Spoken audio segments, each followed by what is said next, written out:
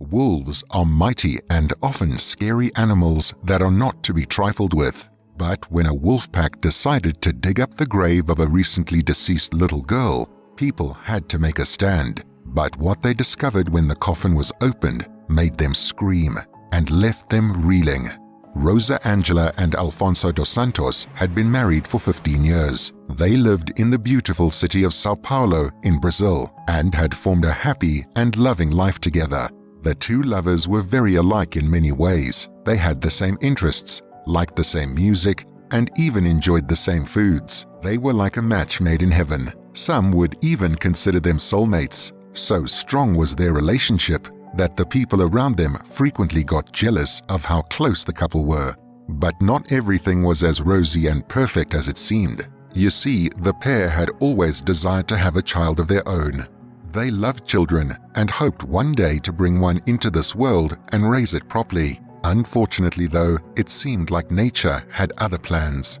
They had tried all kinds of methods, from the usual natural forms to more medical and invasive ideas, but still, nothing had worked. Still, life wasn't so terrible. They lived near a large forested area and would often stroll through the trees together. They got to know many animals, and in turn, the animals became comfortable with their presence, especially when they would bring food.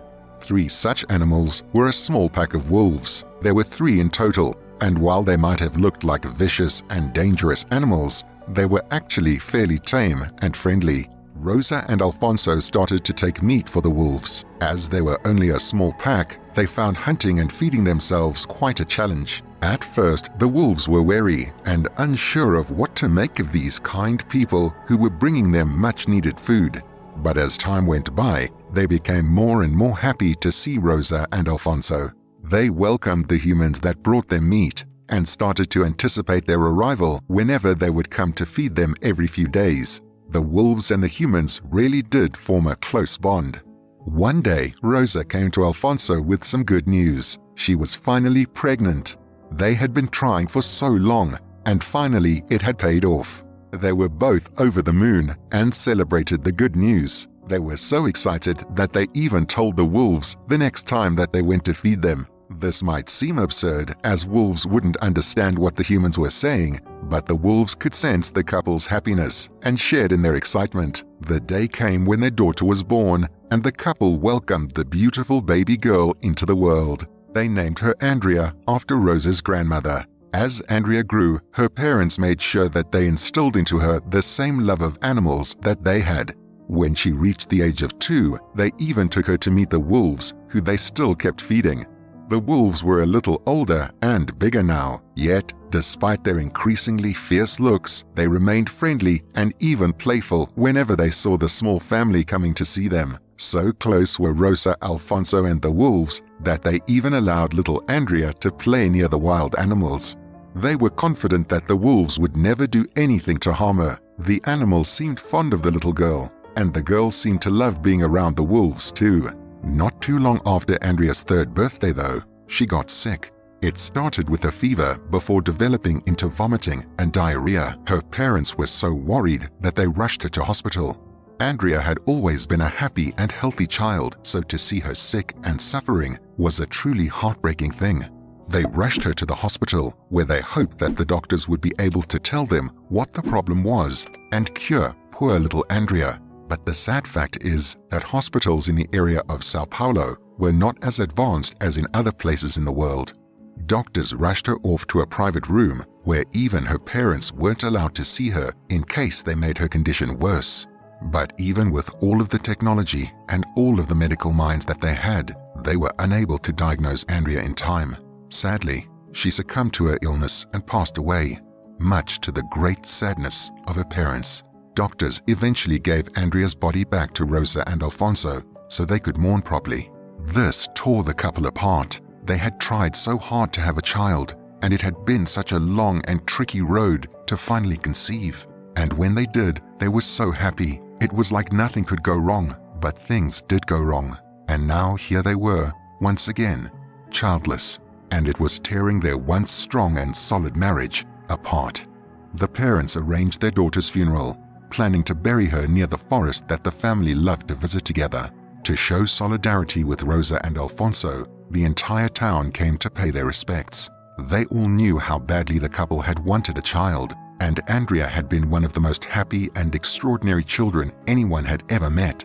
For such a young girl to have died so suddenly and out of the blue was tragic and horrifying. The funeral was beautiful, and there were many tears shed. Once the long and difficult day was over, Rosa and Alfonso returned home to grieve privately. For many hours they sat in silence, unable to believe how their life had gone from so perfect and amazing to so terrible and grief-stricken. But a noise broke the silence, a knocking at the door. The parents answered it to find several people that lived in the town looking panicked and worried. Rosa asked what was up, and she was informed that the wolves were gathered around Andrea's grave and that they were starting to paw at the ground as if trying to dig her coffin up. Rosa and Alfonso were shocked and ran to the site of the burial. And just like the people of the village had said, there were the 3 wolves that they had grown so close to over the years. As they approached, the wolves gave them little more than a slight glance before returning to digging at the ground. They had made it several feet down already, and they showed no signs of tiring. Horrified, the 2 grieving parents dashed towards the animals to try to stop them, but the wolves all turned and growled at them, baring their huge, sharp teeth. Rosa and Alfonso were startled, as they had never seen the wolves act in that way before. They were suddenly worried about their own safety, and all they could do was stand back and watch the wolves dig and dig and dig. Eventually, though, they reached the coffin. But suddenly, a strange noise could be heard, a muffled kind of crying and whining.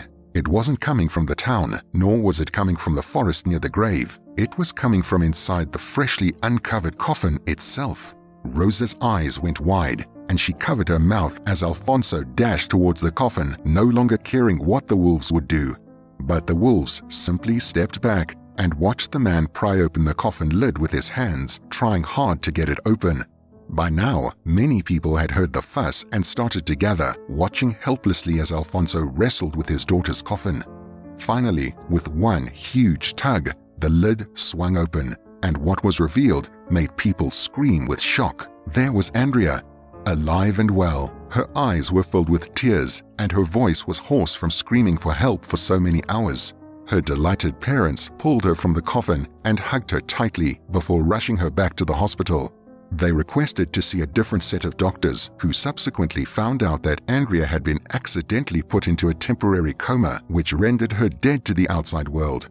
The first set of incompetent doctors had not noticed the error and wrongly pronounced her dead. An investigation was quickly opened, and the hospital was taken to court for malpractice. But it was because Andrea was buried so close to the woods that the wolves had been able to hear her, even when other people couldn't. Over the years, Rosa, Alfonso, and Andrea had provided them with not only food, but company, and even love and affection. This was the wolves' way of repaying the kindness of the humans, and in doing so, they saved poor little Andrea's life. So now it's over to you. What do you think of this incredible and miraculous story? How would you have reacted if you were in Rosa or Alfonso's shoes, witnessing the scarily horrific sight of 3 wolves digging up the grave of your child? As always, we love to hear from you, so be sure to leave your thoughts and opinions in the comments section down below.